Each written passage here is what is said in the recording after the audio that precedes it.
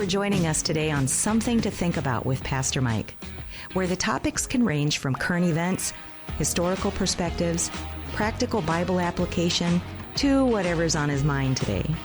People have stereotypes of what it means to be a Christian, and one thing's for sure, Pastor Mike loves breaking those stereotypes. Pastor Mike Hasseltine is the senior pastor of Maranatha Church with campuses in Forest Lake and Chisago, Minnesota. With over 40 years of practical pastoral ministry, Pastor Mike challenges us to be real people, loving a real God, right in the midst of all our real lives. Now, here's Pastor Mike. Well, not exactly. Welcome to Something to Think About today. This is Pastor Robin, and I'm joined with our producer today, Jay. Jay, how you doing? Good morning, Robin. Good morning. This is so much more fun without Pastor Mike here. Don't tell him I said that. Don't tell him I said that.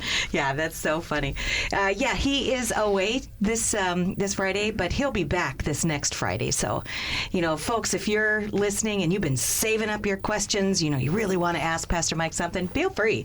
I know he loves answering those things. You can always send us a note even while we're on the air, and we may even be able to get to it. So you can connect with us through the web, yourliferadio.com. We are also receiving emails at wajc@yourliferadio.com. You could catch us on Facebook at 88.1 WAJC. So we've got a variety of ways you can shoot a message through, and I have all that information pulled up in front of me in case anybody wants to make a comment. We can maybe address it. So, yeah, but thanks for being here. I love being here. Well, good. Yeah, me too. It's very fun. Hello to the team. Also, just a little bit of a teaser. We do have a very special guest in the studio today, so I'll be introducing them in just a minute.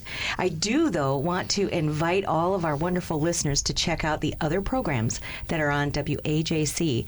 We have Chew on This, which airs Monday and Tuesday from 12 to 1, and very engaging discussion about theological things and very just down to earth. So that's a whole lot of fun. We also on Thursdays have In Pursuit with Pastor Bill and Denise Headley.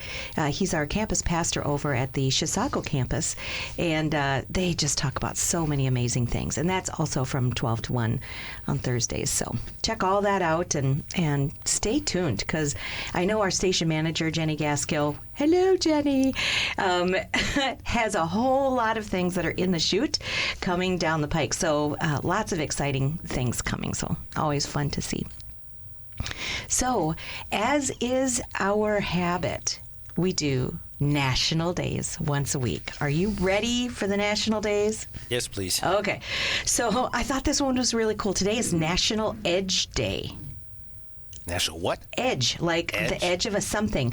I know, and what it is, it's a youth movement of those who have chosen to be free from alcohol, tobacco, and recreational drugs. So that's very cool, National Edge Day.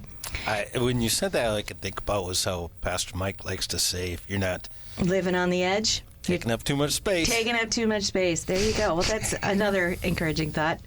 It's also Black Poetry Day.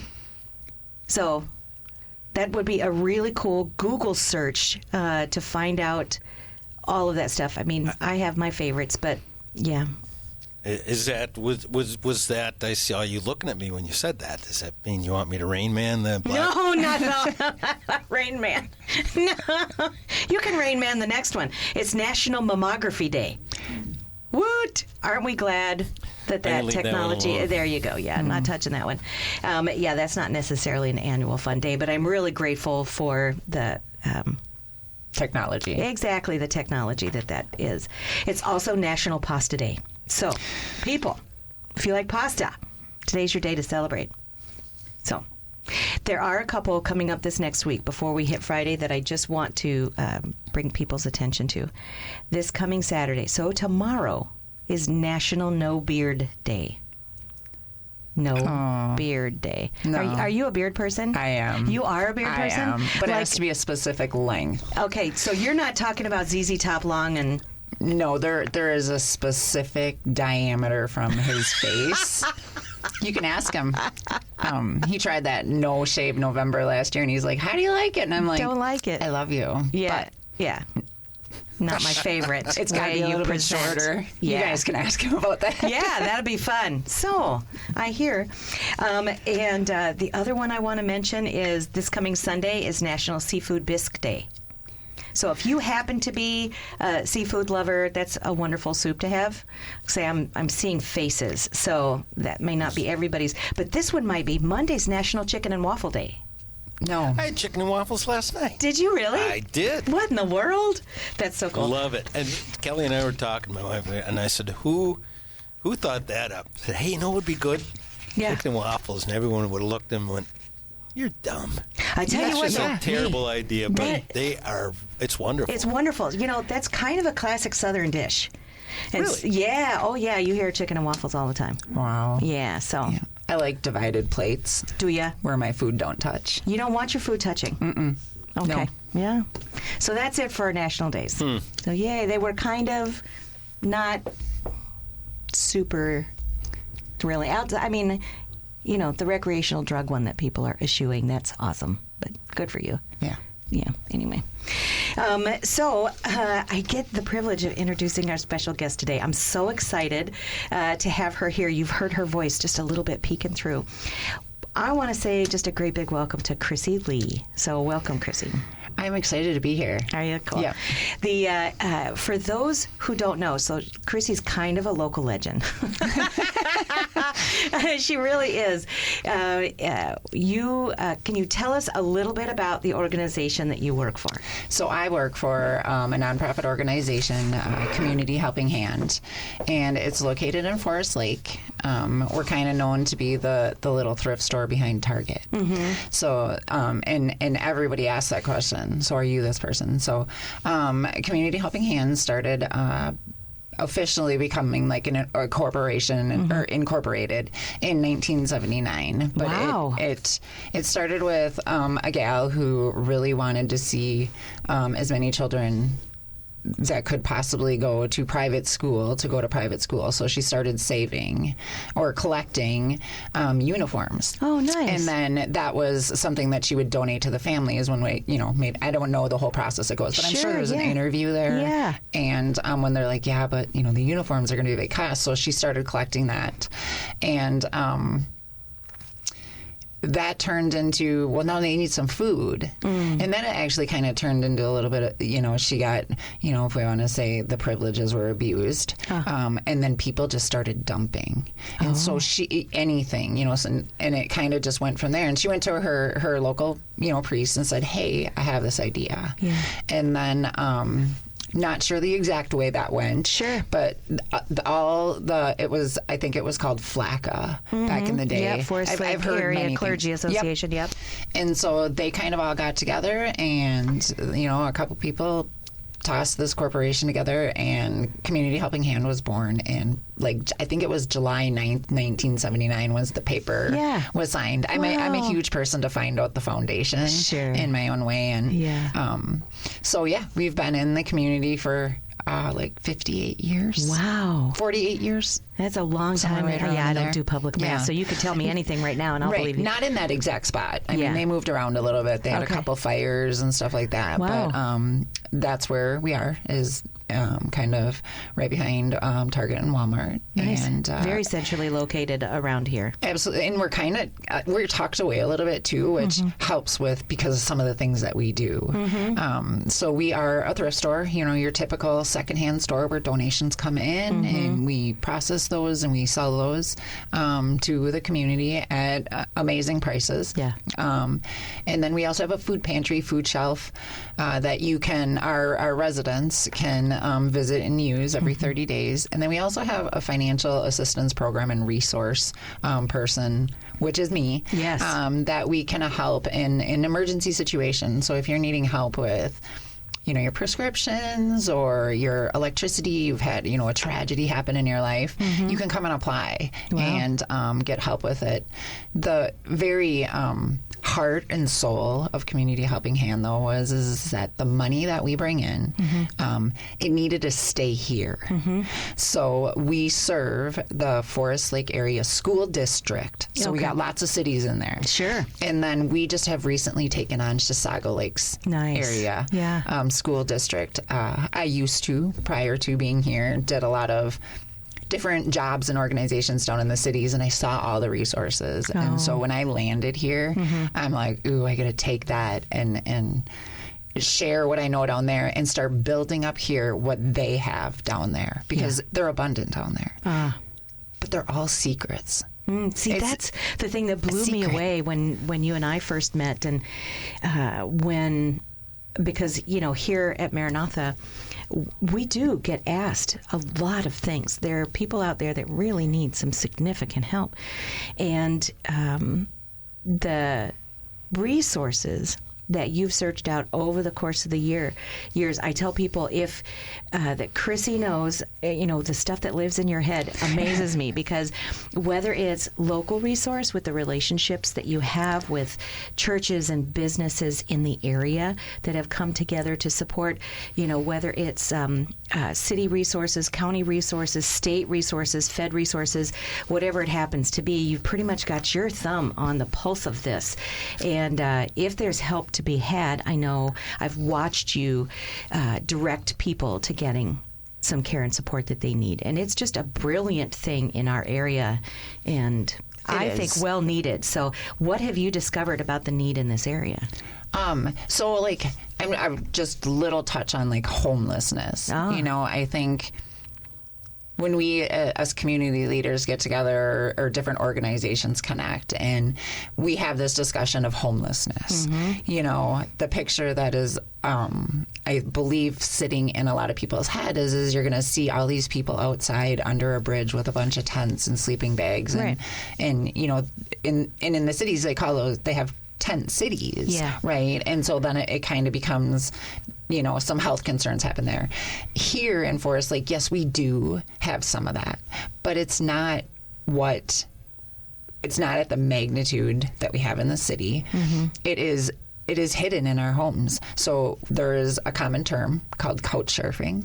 So families, whether it be, you know, a single person or mom and dad with kids, single moms, whatever, they're literally finding friends to be with. So we're not seeing homelessness as much like right in front of our eyes outsides when we, you know, drive by the local restaurant or the local thing. And so it's, with all the changes that happened over COVID and stuff, we're in a time that it's getting scary. Like, it's really scary. Some of the people that call for assistance with rent payments or even mortgages, here we are owing thousands and thousands of dollars. And so I pray every day about what, you know, let God just deliver something that's going to magically make a whole bunch of money appear, right?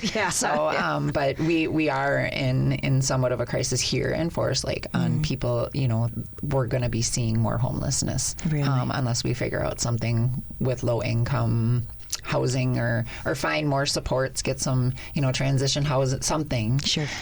So, but I know when I work with people in the community, everybody who comes to the table, they have that picture of that we're going to go to this little area under the bridge and we're going to have that. That's not the way it is. You know, our county has kind of stepped up and put some in, we have them in hotels and stuff like that. So at Community Helping Hand, we're serving them there.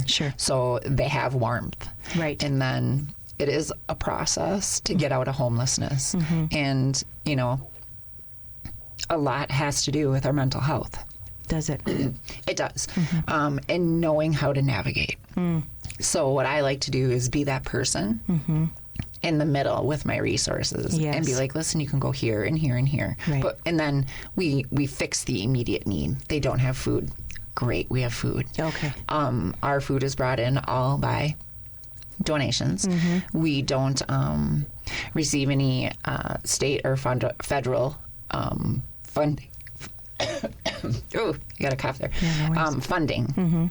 So everything is done by private donation or the community, or we make posts like that. And so we absolutely get them that food that they need, which is Immediate. essential. Yes. To survive. Yeah. Anything. If you don't eat, you're not. Your brain doesn't work. It just drives you down. So we make sure that we're getting them fed. Wow. So that is a big thing. So we have, food drives and stuff that bring in that funding. There's some companies here in our area that have just been amazing and given loads. We had one company have a ramen noodle drive. Oh, how fun. I have never seen that many ramen noodles in my life. I mean, I don't even think Cub had that many at the time. Wow, that's so fun. Yeah, so yeah, it's and a that's big almost universally enjoyed. Lots of people love ramen noodles. Right, and it shows. Yeah, we've been working with some of the schools. The support workers that are there will come and be like, well, we want to do a food drive. And I'm like, hey, have a war. And these kids are looking, and, we talk to them. I go there and I talk to them and tell them, this is what we're doing. This is who we're feeding. In fact, we do have roughly about 20 of our high school, middle school students who are homeless. Wow. They're couch surfing from friends, and blessed are those parents that are allowing them to sleep on their couch. That's all I have to say about that. Yeah. Is I'm so thankful we have those people. Yeah. But they've been coming, and so kids in the schools know that their friend is couch surfing, and so when you put on something like, we're going to donate this, kids just they latch onto it because they want to help everybody. Sure. My daughter was gonna crack a tear there for a sec. She was the one that would go into school and see a child that was struggling, whether it be their clothes were holey, or she could tell that they didn't have your necessary things like a shower. Yeah. And she would come home, and bless her heart, she just had the soft heart, and she would get upset. Yeah. And she's like, Mom, you got to do something. And I'm like, well, this is what we can do. Right. Here's some shirts. So part of our financial aid program is if you're struggling with clothing, you can come in and fill out this little short form, and I'm going to provide you an allotment of clothing, a certain dollar amount. So you get to walk out with clothes. Yeah. I mean, how's that? So helpful. It works great. And there's, other people, job changes when we just can't, you got to go get a new wardrobe. Right. Yeah, that's not going to happen. Yeah. They come in. I served a lady that is staying in the healthcare field, but she went to a different portion that expected no scrubs. Yeah, sure. So now she needs dress clothes. She came in and she got those taken care of. Wow. And then we also provide meals during holidays, like an Adopt a Santa program, and then we provide a meal for the family. Wow. And so, we have a lot. We have a lot going on. A lot going on. Well, just hearing the receptivity with what's going on with our kids in schools, all the way up. I mean, we're hearing more and more families even struggling with elder care. Yes. How to navigate the systems that are out there, receive the support that's available, but maybe more difficult to navigate through. And, so from one end of the spectrum to the other, all of that can be so overwhelming. It is. I have to say, I'm on that road. Yes. Like, we have conversations. So I care for my dad. Yeah. He lives in my home. And I used to do that as a job. I used to help people get services, right? Yes. And I think it was a double-edged sword for me, because I would tell the people that I'm working with for my dad, oh yeah, I've done this, I know this and this, and I think they take that information and be like, oh, well, I don't have to help her as much. Oh, and so I actually hit a brick wall myself, even knowing everything that I know and how to do it. Yeah. There is a system. And sadly, that system is against our aging population. Wow. I mean, I didn't know what to do. Yeah. Like, that was the first time I personally had to file a complaint thing. Yeah. Because there's all these steps and processes, and still, we just make it work in my family that we are the caregivers for my dad. Yeah. Yeah. So I cannot even imagine what it must feel like for one of those seniors to have to do that by themselves. Oh, my goodness. I can see why we have a higher rate with suicide in elderly, because that's work. And I know it. I know how to do the system.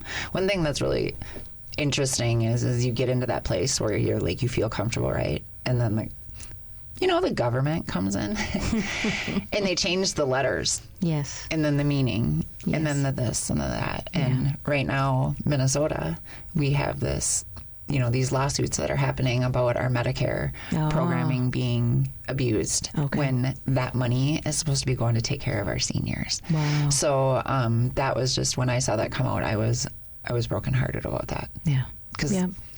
we would not be where we are if it wasn't for them. That's exactly true. Yeah. All that they did a lot for us if we think about it. Oh, all that they've invested We have in our freedom. communities, in our families, in our nation, and Right. all of that stuff we do. Yeah. So Well, and that whole process, because if somebody were to ask me, what does Chrissie do? I think at a base level, you're a translator.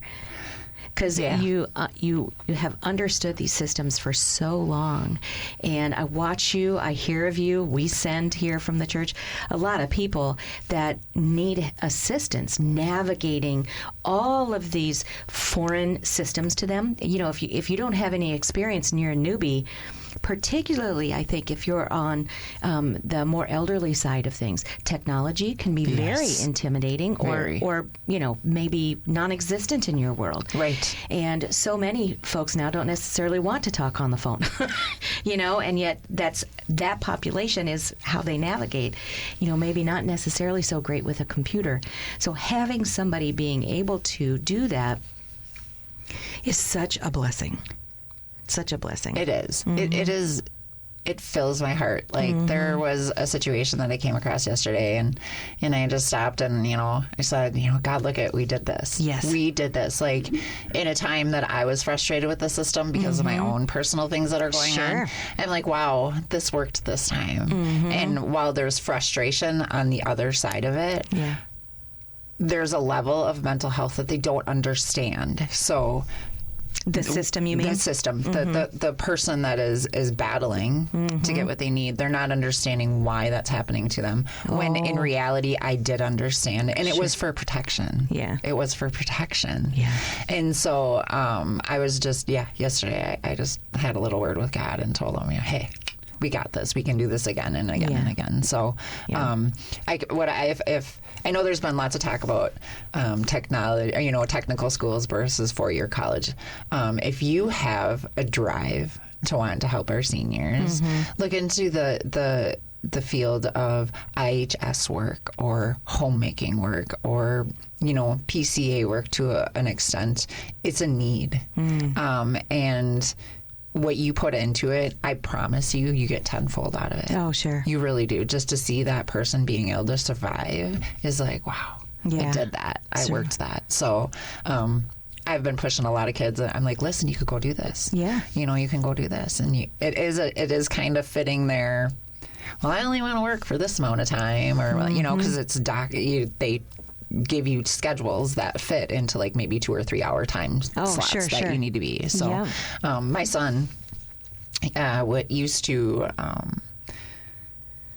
there's all these different waiver programs that happen in healthcare, and so my son, we met a gentleman and he ended up having a wonderful relationship, but it was the camaraderie that he had with him. He would take him to medical appointments. Oh, wow. Just a simple drive in the car. Yeah. And I remember when he would tell me, I'm going to do this with this person. I was like, I can't wait to get home. We actually chuckled because we was like, story time with mommy. That's the text message. And the kids would be like, what's mom got going on? But I loved it with him. I want to hear more about story time with Mom right after we get back from this message. You're listening to Something to Think About with me, Pastor Mike, a production of WAJC, Your Life Radio on 88.1 and 91.7 FM. We'd love to hear from you. If you have questions or comments about today's show, email us at wajc@yourliferadio.com. If you're ever in the Forest Lake area, I'd love to personally invite you to join us for a Sunday morning service at 9:30 a.m. or Wednesday evenings at 6:30 p.m. There's something for everyone. Something to Think About with Pastor Mike is a production of WAJC Your Life Radio, which is owned and operated by Maranatha Assembly of God in Forest Lake, Minnesota. You can find more information on the web at realchurch.org. Now, back to Something to Think About. Well, welcome back with us today. I have the privilege of being able to talk with Chrissie Lee. She's the Executive Director of Community Helping Hand here in the Forest Lake area. And before we went to break, you were telling us a little bit about one of your sons and his interaction with someone in the community. Yes, story time with Mom. What's that all about? He was helping, both the people that he did help were veterans, and they had medical appointments that they needed to get to, and they didn't have a ride. And so somebody reached out to me, and I reached out to him. Sure. One of the gentlemen, he had just a huge relationship. It was a long-term relationship with him. Yeah. And to this day, that gentleman has passed away. But to this day, AJ is my middle guy. He has some stories. Wow. But recently there's another one that he gave a ride to, and Sure. the gentleman didn't really know what a charging station was. Oh, right. Yeah. And some are hard of hearing, so they're a little bit better at talking loudly. Yeah. In the hospital, he's yelling to AJ, what is going on here? And so, so we have different just heartwarming things that they would bring back, people helping. Yeah. My husband, my husband's Tony, and he, his number one thing that he'll tell you is this is his favorite thing to do is bring food to people. Oh, wow. To pack food shelf orders. Yeah. That brings a tear to my husband's eye. It's crazy. But he, at a drop of the hat, I'd be like, oh my gosh, this came in. He's like, okay, well, I'll leave my job for you. Yeah. Or come do this for you. Yes. My person can wait, because he knows in the long run that he's helping somebody. Oh, yeah. He drives the cities all day long. Yeah. And so I load his van with stuff all day long. Wow. He just had some blankets that I gave to him and said, I know you're going to see somebody. Please get them to them. Or if we have an abundance of food. Yeah. We have some different places that he'll drop them off. Yeah. It's kind of a family affair. It is a family affair. Yeah, I watch it is a family affair. Yeah. My older son, he lives in the lap of luxury in Florida. Okay. But when he was here, he was just moving when I took my job at CHH. So a little bit, it was more of a midway point. He's a tad bit older than the other kids. Sure. And he was on his own adventure. Yeah. And he was heading to Florida. So he supports me from afar. He comes home. He's like, Mom, I need some clothes. Yeah. I know Hard a thing guy. is, he comes at the wrong season. So he comes in here in December, and he's like, I need some new shorts. I'm like, well, there's 432 tubs out in that trailer. I bet you can find one with shorts.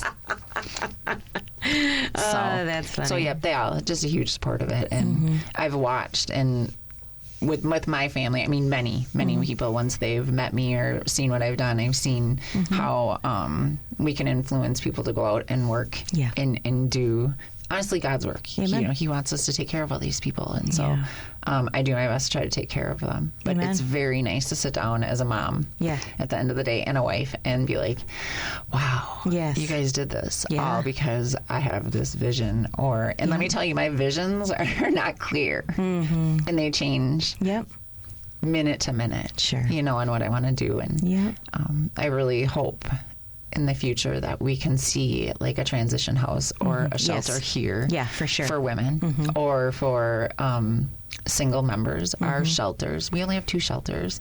I know church here is located in Chisago, but I don't think there's one here. In Washington County, there's 2. Okay. And you have to have kids. So if you're a single person, there's not a shelter for you to go to. Okay. So I'm really hoping that someday I get to jump on the wagon with whoever wants to help make this dream come true. Exactly. And get a shelter so we can provide right here for the people that we need to. Well, and you had mentioned earlier about assisting people and some of the difficulties associated with that and mental health. What are you observing in our community about mental health? There was a gentleman that was homeless, and was widely known amongst, I'm going to say, social media groups. I do spend time in social media groups looking for people that we can help that might not know what we can offer or what I can help them with. And so we have a divide. Some people are like, well, if you just got a job, he can get a house, and then somebody can help him with the house. And they're not understanding that to get a job Right. at that state of Right. where he is right in that moment, Yeah. in his eyes, is merely impossible. Right. He cannot navigate that. I do not know what diagnosis or if there was a diagnosis, so Sure. I don't want to put that if people know who I'm talking about. Yeah. I don't know. I Don't can't know. diagnose Yeah. it. Gossip or word that I heard is he did struggle some ways, but he used to be a welder and really productive in life.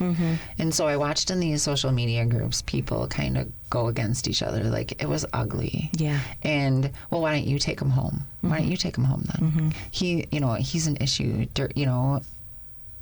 and so then people started buying to give to him the things that they thought he needed to be Yes. successful. Yep. Well, that turned into wagons, and you're thinking, and then you're grouchy because he was underneath the bridge because it was raining because he had all this stuff that he had to keep dry. Right. And now you see him, like some people were, Right. that's an eyesore. It's a complex thing. People were like throwing food at him, like, here's your burger. I'm just like, wow. And there was some times that people approached him without asking if they could be in his space, and they started talking and telling, and, well, he used some naughty language. Well, how would you feel if you're in this world and that's what's going on? Yeah. And so, well, he needs a social worker. Some people use social worker. Well, we have social workers. We don't have enough of them. Okay. And so there's just so many levels of mental health that need to be addressed in situations that we don't have that many people to do it. But in my eyes, if he had an IHS, I talked about the word, an IHS support person, that's what I did, and I loved it, to help him navigate, to get the paperwork done, to make sure that, we're going to figure out how we're going to live. And if it's, starting in a hotel, that, okay, we're going to shower and we're going to, if we need medication, take those medications. So a person that checks in. Yes. And we do this all the time. Yeah. It's called raising our children. Okay, so if once our children go away, if we could take on that one person, it'd be amazing. Wow. But it is really just providing the very simple steps of how to function, because their world at some point functioned. Yeah. Something turned that all upside down. Right. And I believe that I've been there where it got dark one time, right? And I'm like, God, what am I going to do? How do I get out of this? Exactly. And I knew what I was, but to get there, Yes. was impossible. Yeah. Like, I needed all these supports. And that was just a very short time for me. Right. Now we're talking, years of homelessness Right. or years of mental health. And Right. there are so many resources. But if you don't know how to get to those resources, Yeah. you can't even start at square one. So what I'm hearing you say is to be careful of judging. Yeah. Yeah. You probably don't know the whole story. Right. And it's generally much more complex. And so many variables that go into creating the situation as it is. It's not a matter of just, this is your one right answer. Oh, well, where's that been all this time? Right. If I would have only known that, then I wouldn't have had to have gone through all this heartache. It's not as simple as that. So I heard a preacher one time say, we have to be really careful of snapshots because they can turn into cheap shots. Yep. And when you don't know the fullness of the story or what's going on in the periphery, we just got to be so careful of making assessment where we don't have all the facts. And, I know there's just been a recent discussion in the news, in media recently about people being frustrated with hearing, I don't want to hear, you'll pray about it. I don't want to hear, you'll pray about it. And again, that could be interpreted in a whole lot of ways. But when you get to know God and you understand the power of prayer, it is actually the most powerful thing we could do, is invite God into a circumstance for him to be able to assist. But the assumption shouldn't be, that's all I'm going to do. we pray, we talk to the Lord, we invite him into those circumstances to do what only he can do. And then many of us then go do what he's asking us to do about it. It's a partnership. And I watch you and your family live that life of asking God, inviting God to intervene in circumstances and really do what only he can do. And yet you're also the other side of that coin, doing what he's asked you, what he's empowered you guys to do. And I think that's all of our responsibility. Absolutely. And that changes season by season. It does. Yeah. You mentioned people saying, I don't want to hear you say you're going to pray about it. Yeah. And I think, and personally speaking as well, that goes all too often as lip service. Instead of, hey, I'm going to pray about that. How about let's pray about that right now? Yeah. And you take that person immediately. Yeah. Instead of saying, hey, I'm going to do that later for you. Mm-hmm. Hey, let's pray about this. And Amen. I made that shift in my life several years ago, where instead of going, I'm going to pray for you, going, let's do that right now. That's right. And That's it makes right. a big difference. Yes, it does. I can touch on, just asking, Dad, we walk something with my dad right now. And I remember, I don't know how many times I text you. I'm like, hey, can you, and I asked those specific things of you. You do. I'm like, that's right. Can I love you it. specifically, we wanted a medication for him. And I'm like, can you specifically pray for the pill? And like, right when we got out of there, I was like, miracle. Because the road we were traveling, it wasn't going to go that way. I mean, that just was not going to, that was my outlook on it. And we didn't know. And so it is essential to have in your life. When I meet with people, and I always talk about, what or I ask, or they bring forward what their walk is with Jesus. And there are some people that are very open to that. Right. And there are some people that are not very open to that. Right. And so I know that there are a few people that I see on a daily that do attend church here at Maranatha, and they still come to my store. Yeah. I had one gentleman, quick story. One gentleman was in addiction and got into treatment and came to see me. Nice. Had no clothes, right? We just got out of treatment. Yeah. Now we're in a sober house. And he needed clothes. Right. And we had these Timberland. Yeah, I think that's what they are. And there's certain things, obviously that we can get and we can't get. And he's like, I really want these shoes. And I'm like, you know what? I'm going to give those to you. As long as you keep walking your walk with Jesus and stay sober. I'm here if you think something's going to change with that. Yeah. And so, great. Year went by, and spunky me is walking out of that back room, and this guy is walking with me, and I had this feeling of warmth. I always talk about when I get the Holy Spirit, I get warmth. Like, it is a feel that you feel. And he's walking with me, and when I wasn't walking, that would have creeped me out. Sure. I would have been like, why is this guy walking with me? But there's something was okay with it. Yes. And I was like, yeah, hi. And he's like, hi. I'm like, having a good day? And he's like, I am. And I'm like, great, glad to see you're here. And he goes, you don't recognize me. And I go, I always say, people come in and they're like, you don't know me? And I'm like, I see a lot of people. You do. I do. Thousands I talk to a lot of people, honestly, and there are many Robins and Jodys and Sarahs. And I just had to stop for a second, and all of a sudden my warmth went away, because I'm like, oh my gosh, you should know this. You must have done something. And he goes, I was the guy you gave the Timberlands to. And I'm like, oh my gosh, the transformation was crazy. Wow. It really was. And then he shared some about his walk, and I'm going to keep that for me. Sure. But I was just, wow. Yeah. And that's just it. I mean, the patch of ground that the Lord has invited you, I tell people, we don't get to choose the mission of the Lord. No.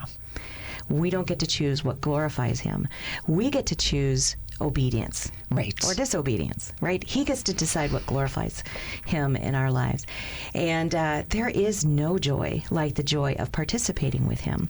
But that doesn't mean you live on cloud nine all the time. No. I mean, you get to see really desperate and Yes. hard and dark circumstances, and all the way to the other end of the spectrum of incredible joys and victories and miracles and things like that. I mean, in the course of 5 minutes. Right. And I mean, ping-ponging all over that.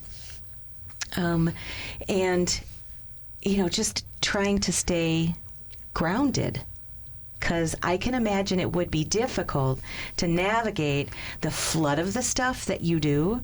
My temptation, I think, would be to take it home all the time and never come out from under maybe the heaviness or the weight of what people need. Some you do take home. Mm-hmm. I'm not, you know, Yeah. and it is something that, but I take it home to a lot of other people too.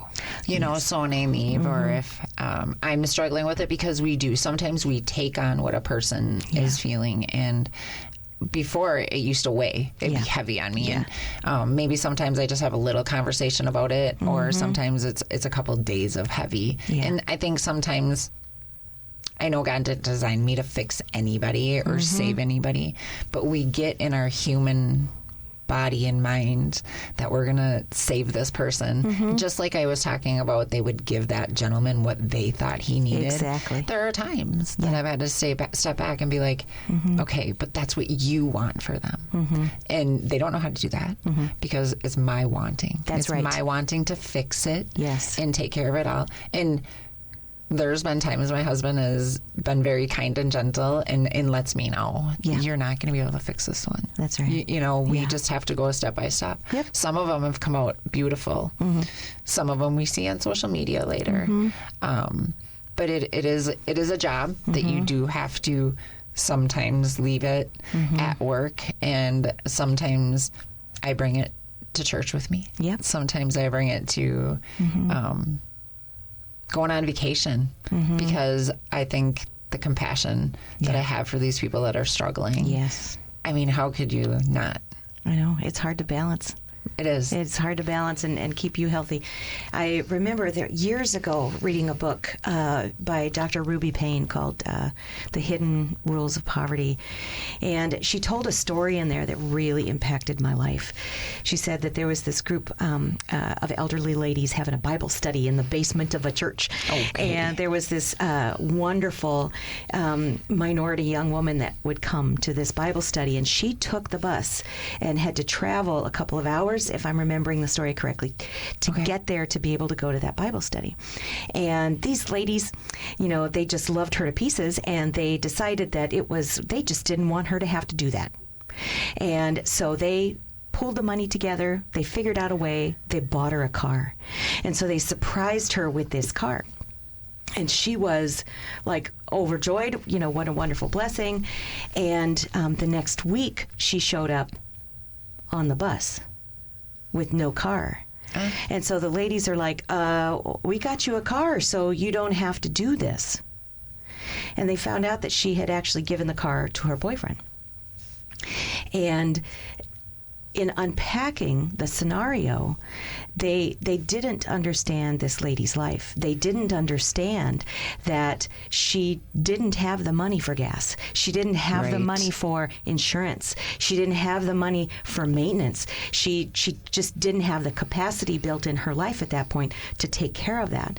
But the safety network, the security network that she did have in her life was her boyfriend. Right. And keeping him happy and keeping him around by giving him that car secured her every day.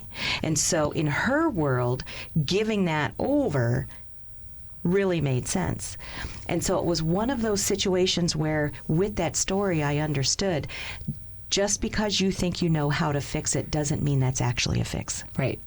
And what you think might be a blessing may not turn out to be a blessing. It may actually turn out to make it a bigger problem. It can also enable. Yeah. You know, you got to be careful just of give that. them food. Well, we can do that, and it is very complex. You know, people are like, well, why don't you give him his car or this? And I'm like, but they don't have a job to pay for the insurance. It is not a just a simple give them this. There's many facets to fixing or helping Providing somebody resource get on. well. Right. Yeah. You know, helping a person become successful. And it has to be, it's long term. Yeah. You know, Yeah. so I've learned how to build relationships with people that I've assisted that, you know, there's a strong boundary. Yes. There are some things you can know, there's some things you cannot know. Yep. I used to always get frustrated with my husband because I'd be out in public or they'd call and I'd answer and they're like, "Oh, Tony's wife." I'm like, "Yeah."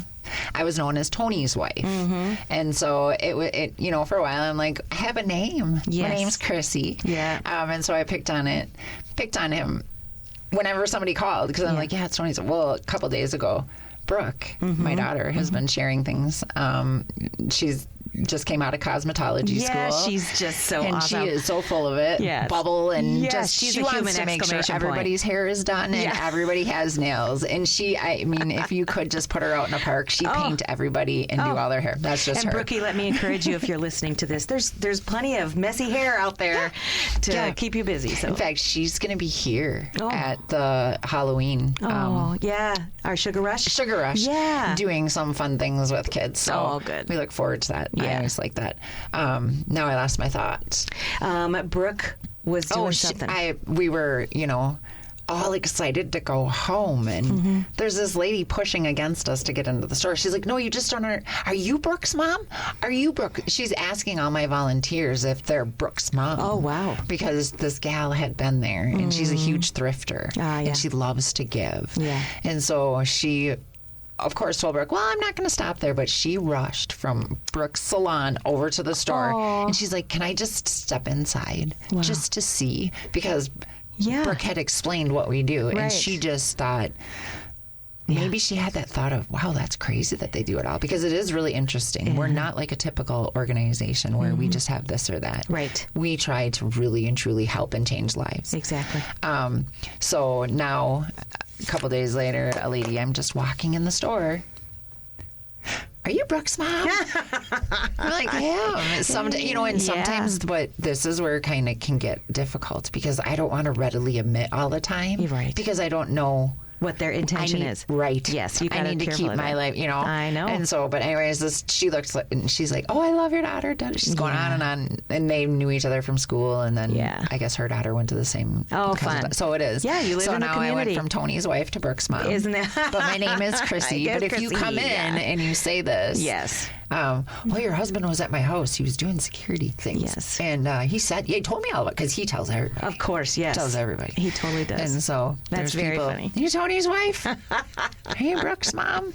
If somebody comes from Florida. Oh, yeah. Yes. Yeah. And he's like, "Are you Jonathan's mom?" I just know then nobody can ever have any question. Oh, right. If God sees and hears That's and knows us all. exactly right. He totally does. That's my feeling on that. Well, and I know here at our Forest Lake campus, we're doing our annual food drive for the food shelf. And on our help desk is a list, and I happen to have them right now. If you're driving or whatever, I know you might not be able to write this down, but if you're at home, you can check it out on our website. The food shelf needs a variety of things, but specifically canned corn, canned beans, canned peas, chunky soup, chili, cream of mushroom soup, spaghetti noodles, and bags of mashed potatoes. And if you can deliver your food donation here to the church by October 31st, we'll get that to Chrissie and the Community Helping Hand to help bulk up what the season's needs are going to be coming up here pretty soon. So besides, in the 2 minutes we have left, Chrissie, besides participating in like a food drive or maybe actively donating clothes and house goods or, whatever to the Community Helping Hand, what are some ways that people can help and make a difference in our community? So we are based a little different. So there's, up until a couple of months ago, my coworker just resigned. So we are hiring for an assistant associate position. Nice. And I would just send me your resume. Okay. Or stop and see me. Sure. I would love to talk to you. What's your email? It is chhthrift@gmail.com. Okay. And so you can email me there. or stop in and see us. Yeah. You know, other thing, volunteers. So we, right now, as we're functioning, there's one employee, which is myself, and then the rest of us are volunteers. Sure. So the whole entire organization is run by volunteers. Yeah. So we have many positions, and that I can't even tell you how we could fill that, but anything helps. Sure. Or if you would like to do a food drive, Yeah. if you have a business, or we have realtors that will just go to a cul-de-sac and they do them. Or if you have a community, you know, you're in a gated community or whatever, and you want to do a food drive, all this food stays here. It helps feed the people of our community. So food drives are huge. Okay. We always, we are privately funded by private donations from churches and businesses, people itself. So monetary donations are always welcome. For sure. So if you're a business in this area, and honestly, you don't have to actually be a business in this area. I think you could be a business anywhere. Yeah. If you wanted to donate money to this incredible cause, shoot an email to chhthrift@gmail.com. Yeah. And Chrissie will get it and be able to assist you, because my guess is there's no shortage of places to apply it. No.